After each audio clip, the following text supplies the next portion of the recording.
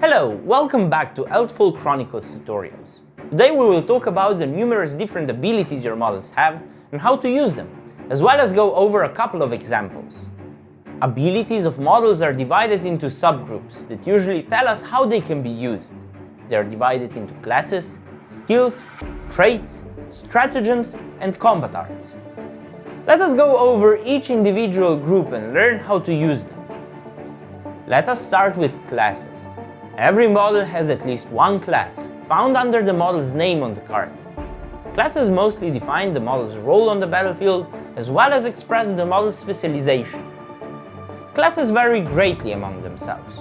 You have some classes like civilian or creature that do not grant the model any extra ability, but denominate the model as a creature or civilian for the sake of quests or other interactions. Most classes, however, grant models extra abilities. These again range from allowing models to perform abilities other models cannot, for example warriors switching to defensive stance or mages converting stamina points into mana, or they enhance some of the actions the model takes, like Arms Master granting a +1 strike when attacking in active role, or Sorcerer granting a reroll to failed sorcery spells. Since classes are the one of the two things not explained on the card, we recommend reading through them carefully and referencing your model's classes in the rulebook to keep in mind their extra abilities. Next up we have traits. Traits are passive abilities that enhance the model's capability on the battlefield. They do not need extra actions to activate, are always active, and cannot be disregarded voluntarily. They grant models extra modifiers or modify their actions so they are better at them. For example, the Duelist trait negates the opponent's use of combat arts of level 3 or lower when attacking the Duelist model. Skills, on the other hand, are optional abilities that can be applied on certain situations for the model's benefit. Skills are typically used throughout the activation sequence, and a player needs to declare that they are using it.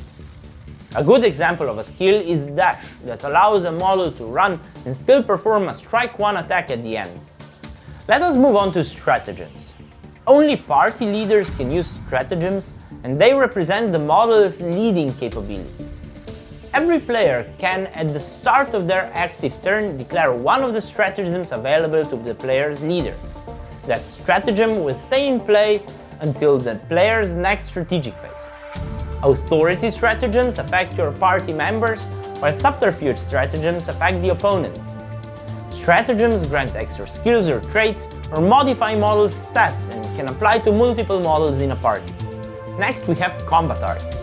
Combat arts represent the model's skill with a certain type of weapon or in a certain style of fighting. Combat arts are always in multiple levels. Every combat art specifies when it can be used. For example, fencing can only be used when performing a melee attack, while assassination can be used whenever you are performing an attack, no matter the type. When a model with combat arts declares an attack, they must also declare which level of combat arts they are using. You can only apply one level of combat arts to any attack, so the higher level of a combat art the model has access to, the more options to modify their attacks. Lastly, we have spellcrafts that represent the model's proficiency in magic, but more on this next time. And with that we are through for today.